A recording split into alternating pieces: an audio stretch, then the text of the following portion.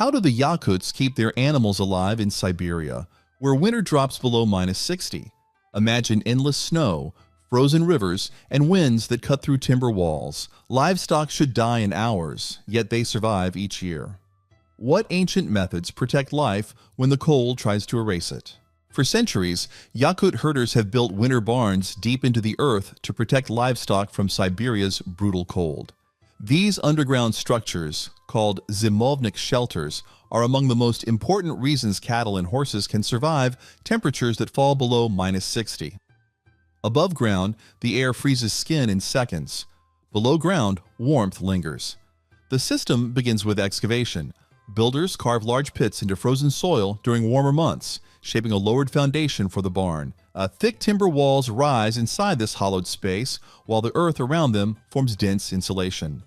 Once completed, the roof sits nearly level with the ground surface. Snow piles naturally over the top, adding another layer of protection.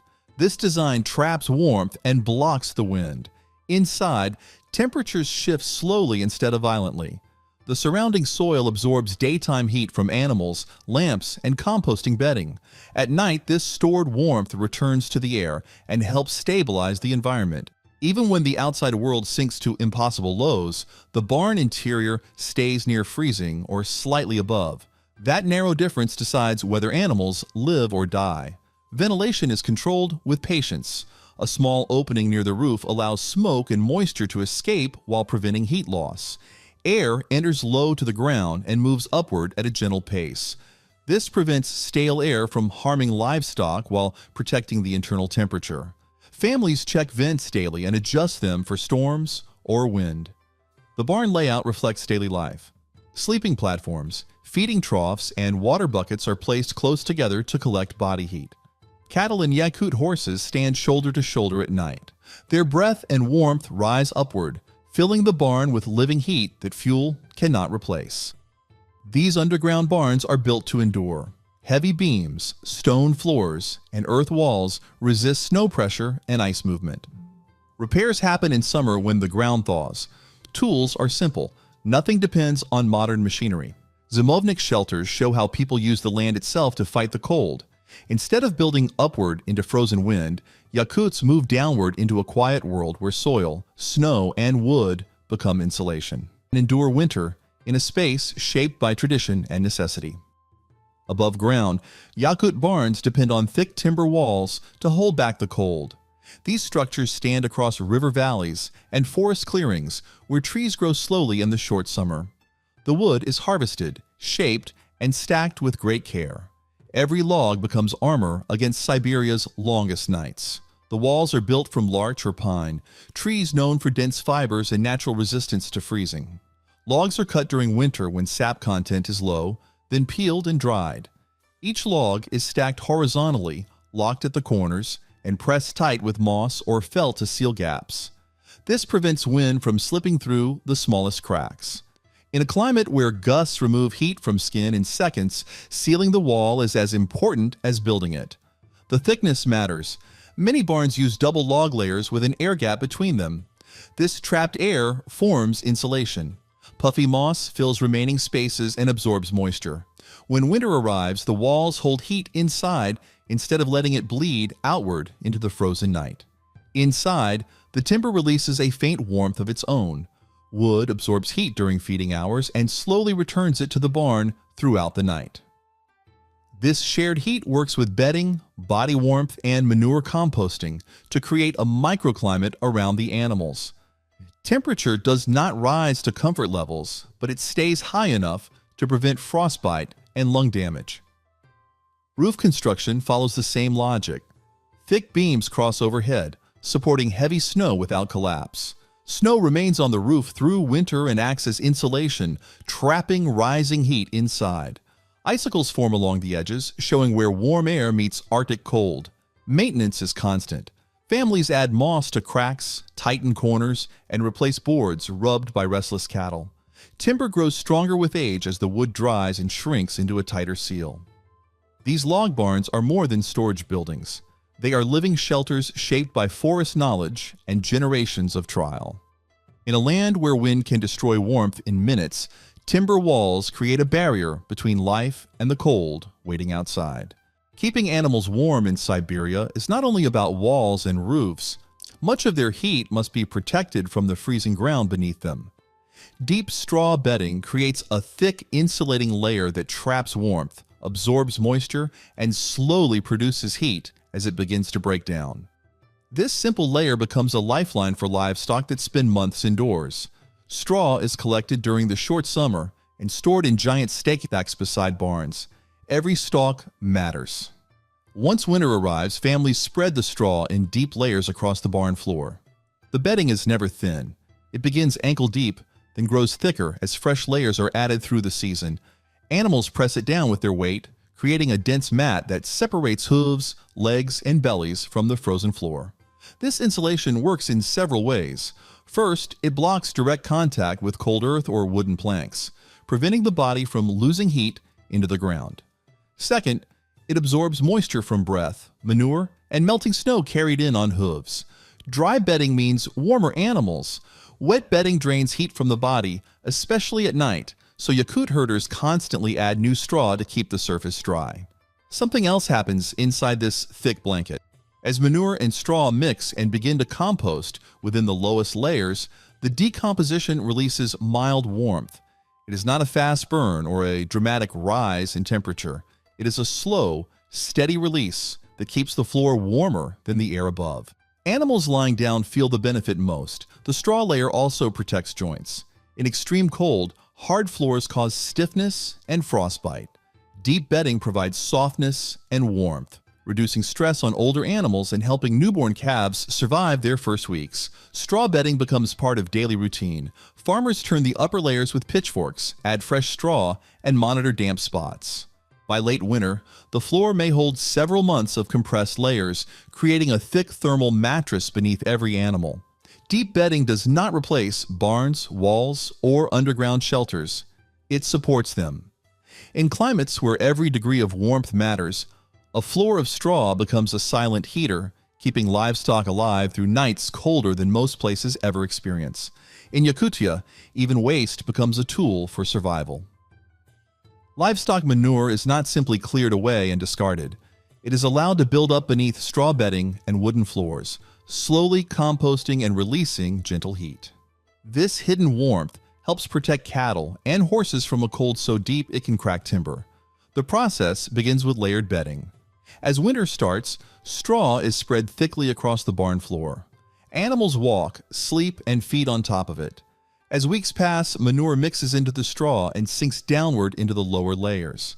Herders do not remove this mixture immediately. They let it accumulate.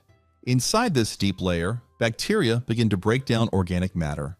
Composting releases heat, raising the temperature of the floor area. The warmth travels upward into the air and into the bodies of resting animals. It is not enough to create comfort, but it helps prevent frostbite, frozen hooves, and breathing problems. That small temperature lift means survival. Herders manage this system with skill. Fresh straw is added constantly to keep the upper surface dry and clean. Wet layers remain buried where they can continue to warm the floor. By midwinter, the barn may hold a heavy mass of composting material beneath the animals. The heat is most noticeable at night. Outside temperatures fall sharply. Winds scrape across the barn walls. Inside, animals lie on straw, warmed by the slow burn beneath them. Newborn calves and weaker stock benefit most because their bodies lose heat fastest. The composting layer also supports hoof health. Cold floors damage skin and weaken joints. A warm, soft base keeps animals steady and reduces injury. When spring arrives and snow begins to melt, the entire composted layer is removed. It becomes fertilizer for summer fields, feeding the next season's hay crop. Nothing is wasted. Manure warmth beneath barn floors shows how Yakut herders turn every resource into protection. Heat comes from the animals themselves, cycling back into the shelter that keeps them alive through the harshest months. Siberian winds can kill as quickly as cold.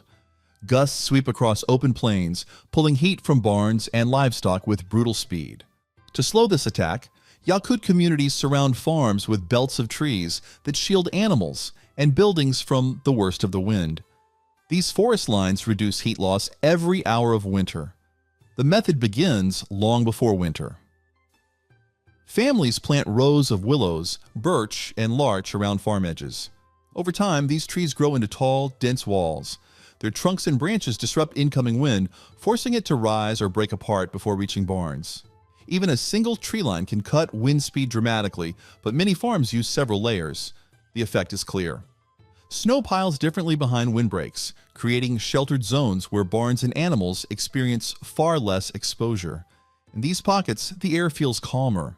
Heat escapes from roofs and walls more slowly. Straw stored outdoors stays dry longer. Animals walking between buildings face less wind chill and conserve energy. These living barriers also protect underground barns and timber shelters. Without a windbreak, icy gusts penetrate the smallest gaps and strip warmth from walls. With trees in place, barns retain heat from bedding, manure, and animal bodies far more efficiently. Windbreaks shape the layout of the farm. Paths run behind tree lines. Haystacks sit where snow drifts naturally, forming insulation against their sides. Young animals are moved through protected corridors rather than open yards. The system demands patience. Trees take years to grow. They must survive insects, storms, and harsh soil. Yet once mature, they last generations. Families repair damage, plant replacements, and expand the forest edge as farms grow. Windbreak belts require no fuel, machinery, or electricity. They rely on the landscape itself to defend against cold. In the far north, warmth begins outside the barn walls. It begins with a line of trees that turns deadly wind into silent shelter.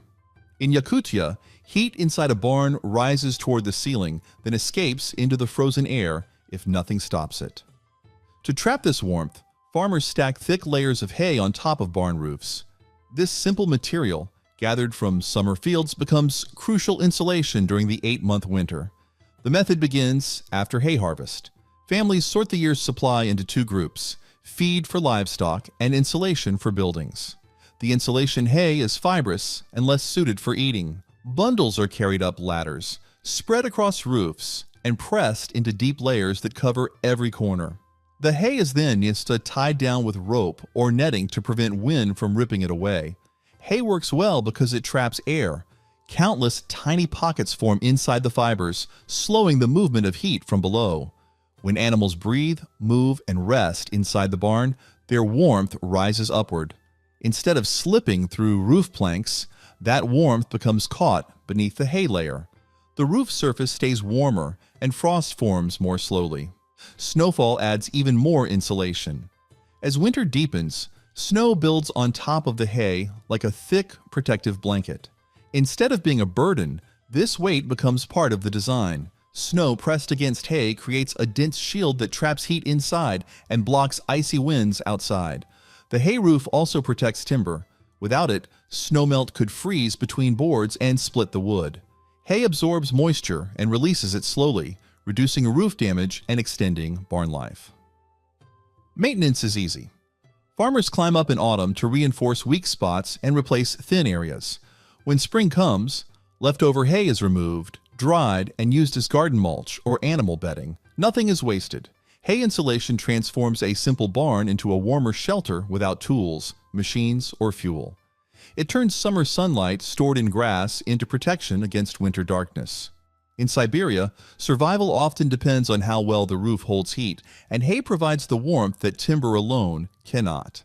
Water freezes solid in Yakutia. River ice thickens by meters, and exposed buckets turn to blocks within minutes. Livestock cannot survive without drinking, yet heating water constantly would burn through fuel reserves. To solve this problem, Yakut herders rely on protected wells and specially built feeding sheds that keep water and food above freezing. Warm water begins underground. Many farms dig deep wells that reach layers insulated from surface cold. Even in extreme temperatures, this water stays just above freezing. Buckets are lowered down, drawn up, and carried quickly indoors before ice forms. In larger barns, simple pulley systems and covered troughs reduce time spent outside. Feeding sheds are placed near these wells to shorten the journey. These structures are built with thick timber walls and low ceilings to trap heat from animals and composting straw. Livestock gather in these spaces to drink and eat, and their breath warms the air. Water inside covered troughs freezes far slower than water left outdoors. Some families line troughs with wood or leather to slow heat loss. Others use heated stones. Stones are warmed by the barn fire, then lowered into the trough to melt thin ice and raise water temperature just enough for drinking. This method saves fuel and avoids boiling. Food storage also depends on warmth. Hay and grain are kept in insulated rooms beside the sheds so they do not turn brittle from frost. Animals receive warmer feed, which helps them maintain body temperature. These systems prevent dangerous dehydration. Without access to liquid water, animals weaken quickly, lose weight, and suffer organ damage. Warm wells and feeding sheds keep them strong through the coldest months. Nothing here is modern. No electric heaters, pumps, or pipes, just shelter, earth depth, and living heat working together. This combination protects the most basic need of livestock, water they can actually drink. In a land where even steel freezes, that achievement is remarkable. Yakut horses survive winter in a way unlike most livestock on Earth.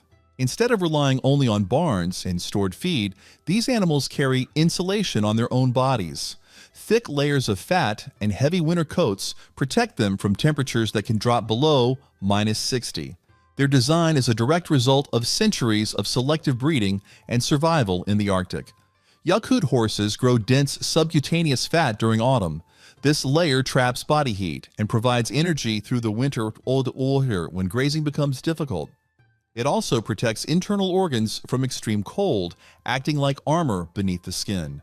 Along with fat, their coats grow long and shaggy, forming a natural blanket that blocks wind and holds warm air close to the body.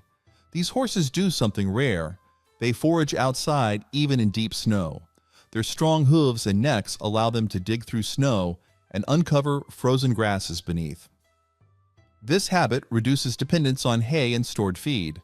It also keeps horses moving, which generates heat and prevents stiffness. Winter grazing follows a pattern. Herds are guided to open plains near forest edges where grass stands taller and snow settles unevenly. Horses work together, breaking snow in groups. The first horse exposes grass, and the next horses feed behind it. This shared effort saves energy. Farmers still support them. During the coldest months, extra forage is given to weak animals and pregnant mares. Salt and minerals are offered to maintain strength. At night, horses rest in wind-sheltered areas created by hills, forests, or barn walls. The breed itself has changed over time. Horses that survived brutal winters passed on their traits. Those that could not endure the cold did not. Modern Yakut horses reflect this long history. These animals are more than livestock. They are partners in winter. Their fat coats and instinctive grazing reduce pressure on human resources and provide a dependable meat and transport animal in a land where most breeds would perish. Their bodies carry warmth with them, turning biology into a shield against the Arctic. In Siberia, warmth often comes from bodies pressed together rather than from fires or machines. Yakut herders depend on a simple instinct to help animals survive the cold.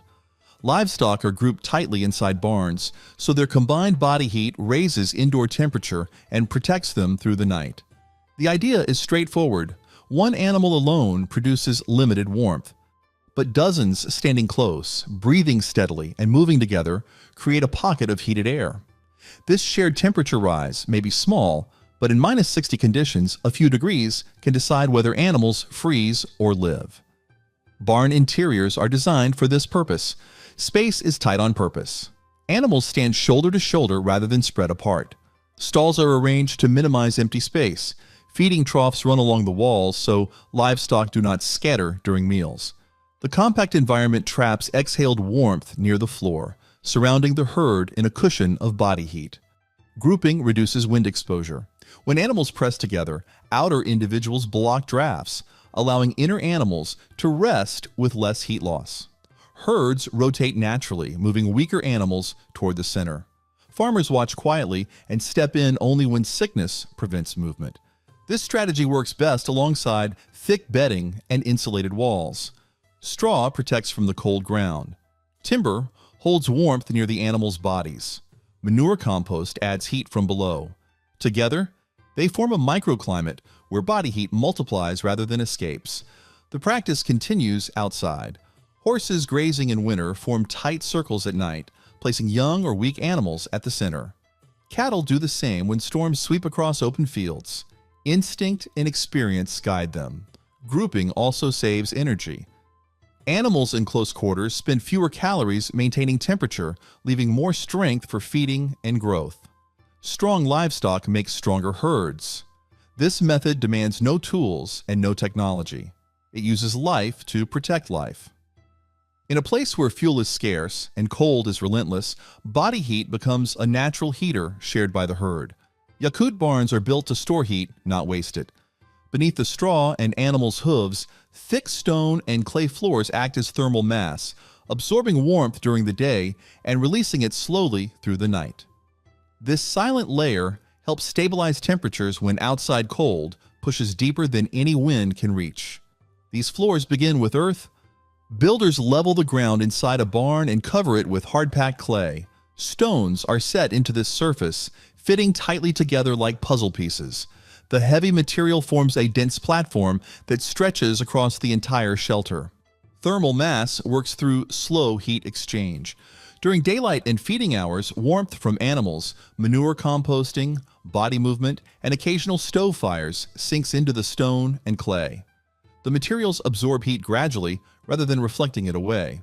As night falls and indoor temperatures drop, the stored heat rises back into the barn at a controlled pace. This slow release keeps conditions more stable. Without thermal mass, the floor would steal warmth from animals' bodies, forcing them to burn extra calories just to survive. With stone and clay beneath them, the floor remains warmer than the air outside and prevents heat loss through the hooves and legs. The surface also protects the structure. Barn floors must support heavy animals through months of ice and moisture. Clay and stone resist rot, mold, and cracking better than bare wood. They drain water into the earth below, keeping straw bedding drier and easier to manage. Maintenance is simple. Cracks are filled with wet clay during summer repairs. Stones are pressed back into place each year. The floor becomes stronger over time as clay hardens and surface layers compact under animal weight. This base works together with straw bedding and composting layers above it. Animals lie on a warm, dry surface instead of frozen earth. In a land where every degree of heat matters, the floor itself becomes a storage system. Stone and clay turn barns into batteries that charge with daytime warmth and release it through the darkest hours. Some animals cannot rely on body fat or shared warmth alone. Young calves, newborn foals, and sick livestock face far greater danger from Siberia's long nights. To protect them, Yakut herders wrap vulnerable animals in fur blankets made from reindeer, horsehide, or thick woolen cloth. These coverings act like portable shelters, keeping life alive where the cold is unforgiving. The practice begins the moment weakness appears. If a calf shivers too long or a foal struggles to stand, herders bring out fur coverings stored specifically for emergencies. The blanket is wrapped around the body, secured with rope or leather straps, and checked constantly for comfort and breathing room. The fur traps body heat and holds it close, creating a warm pocket around the animal's chest and abdomen. This protection can decide survival within hours. In -60 temperatures, ears, noses, legs, and tails freeze quickly. The blanket shields these areas and slows heat loss. Young animals whose fat reserves are not yet developed gain critical warmth while they grow stronger. Herders monitor blanketed animals through the night. Bedding is piled deeper beneath them, and wind is blocked by placing them near interior walls or behind groups of adult animals. If temperatures drop further, the coverings are doubled, or warmed stones are placed nearby to raise the air temperature slightly. Fur blankets are tailored to last. When outer layers wear thin, patches are sewn on. Old hides are cleaned, dried, and reused for years. Each farm keeps several sizes ready for different livestock. The method is not constant. Once the animal becomes strong enough to maintain body heat, the blanket is removed to prevent overheating or skin irritation. Fur blanketing shows how focused care saves the most fragile lives. It requires no fuel, no machinery, only material and attention. In the coldest inhabited land on Earth, warmth is not only built into barns, It is wrapped directly around the body, turning fur into a shield against the Arctic night. Yakutia reveals how people protect animals against deadly cold using earth, straw, and instinct instead of modern heat. But far from Siberia, another winter story unfolds. On the Korean peninsula, nights fall early and electricity often fails. How do North Koreans light their homes at night without power? Find out in this next video right here.